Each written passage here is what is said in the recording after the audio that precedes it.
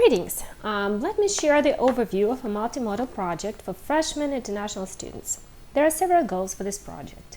Among the most important ones are multimedia design strategies, how to apply language and rhetorical strategies from essays to other media.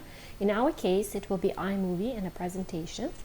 New technological design skills, how to collaborate effectively with peers on a significant academic project, comparing and contrasting the context of home countries with those in the United States. Many of the students work on this type of project for the first time since they are international students, and project-based learning is not very popular in many other countries. Again, most of our countries come from China, and that's definitely not what they usually do in their Chinese classroom. So it brings additional challenges, but it's also exciting in a way. So each year I choose a different topic for the project, and this year I decided to choose survival tips for freshman international students at Miami. So students mentioned that they struggle with some problems like time management, group work and collaborations with domestic students, getting along with a roommate, technology in the classroom. So I thought that maybe I should make it a topic for the next multimedia project, so students would explore the issue, they would see that what causes the issue and offer a solution to the existing problem. I'm using the word problem, but it's not problem-based learning, it's project-based learning with some elements of problem-based learning. So students would identify the problem and they would need to offer a solution for it. Students' position becomes a thesis statement. Then students would need to do some research.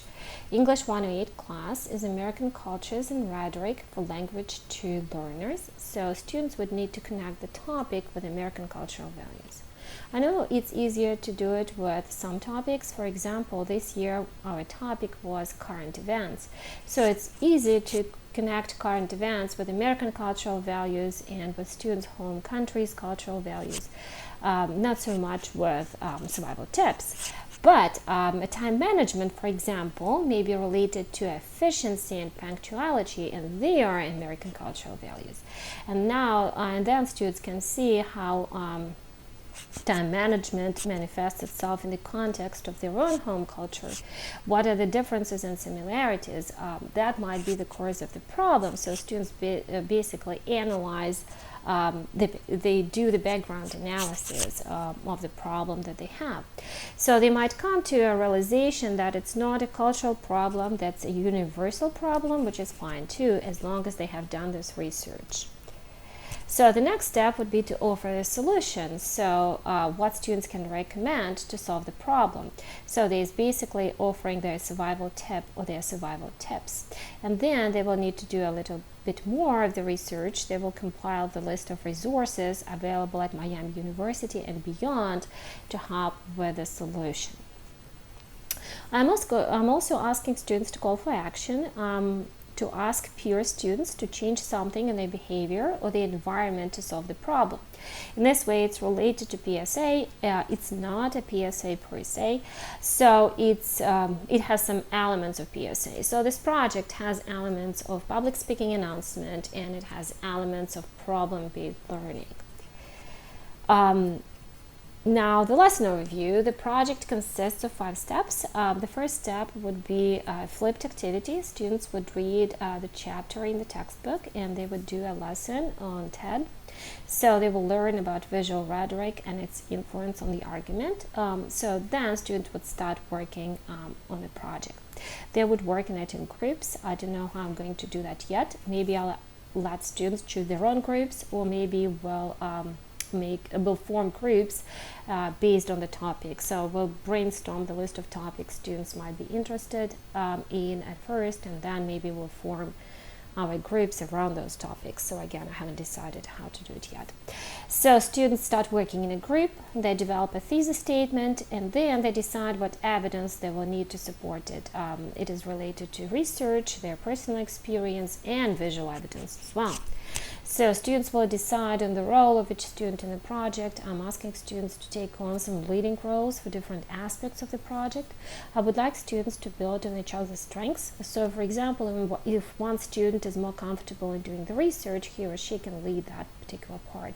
It doesn't mean that the others would opt out from this stage of the project, but it means that the students can direct this part of the project. And again, if the other student is stronger with it, technological skills, he or she can be a producer and put the final project together. Students collaborate in Google Docs, and I check what each of them has contributed, what changes they have made, who has made what changes and when. So that is the way for me to monitor that the students are not dividing the project and each of them is not doing just one particular part. They're collaborating on all parts of the project. So that would be step one, and that would be the draft one. After that, students would get the feedback, and then we would get together for the mandatory conference. Again, I mentioned that many of the students work on this type of assignment for the first time. They have some of the questions and anxieties about that. They might have some problems in their group, so that's why we meet together and we decide how they are going to proceed. Then students do their research, they see how their topic is related to American cultural value, and they compare these cultural values with their own home cultures. They connect this topic to their experience in life, and then they write a description of the project. That's their second draft. They get the feedback for the description of the project as well. Then students collect visual evidence, create a visual argument in an iMovie, and they save their iMovie and they post the iMovie. Then we get to peer review. We watch the movies together. So students show their iMovies to different groups, and they do the peer review. So they would get a handout with the questions for a peer review, and they get some feedback from their peers on the effectiveness of their visual argument. I give students the feedback at this stage as well. And then students can make their final revisions before they present their projects to class. So they create a presentation, and I'm asking them to include several parts into their presentation. So the first one, it's a pitch of the idea or a call for action, and then they would need to list at least 3 ways they have changed the argument in the iMovie based on the peer review. So it's a kind of remediation. And then students create a handout of the major ideas in their presentation, and I'm asking them to do so because it's like a draft for their slides. We don't have that much time to spend on slide design, so this handout really helps to structure their presentation. And finally, students present the projects to class, and we assess their work.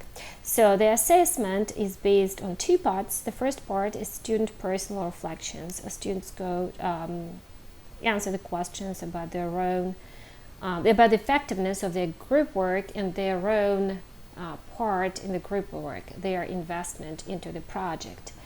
You can see some of the questions in my description.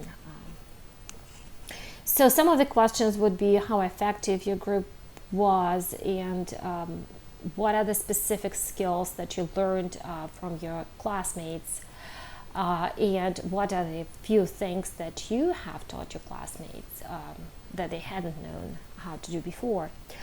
And then the quality of the final project is assessed based on the rubrics. I have 2 rubrics, one for the iMovie and the other for the presentation. Students get 60 points for the iMovie and 80 points for the presentation. And the reason for that is that presentation is like the final draft of the project. They still have a chance to make their final revisions. That's why they get more points for the presentation than for the movie itself. And then finally, I would encourage students to share their iMovies with the incoming freshman students. So there are several ways to do that. Again, I haven't decided how I'm going to do that. I know that students communicate a lot on WeChat. It's a popular thing among international students, among Chinese students, so I might suggest that they do that, and maybe we'll host some of the most successful videos on ACE Resource website. But I think that will be good because it might be helpful for the incoming freshman students to get those tips at the beginning of their academic year, and hopefully they'll find that useful. So I'm hoping that this project will be meaningful for the students who create it, and will help them understand the problem better, find the solutions for the problem, and share their solution with other students who might struggle with the same thing. So thank you very much for watching and listening.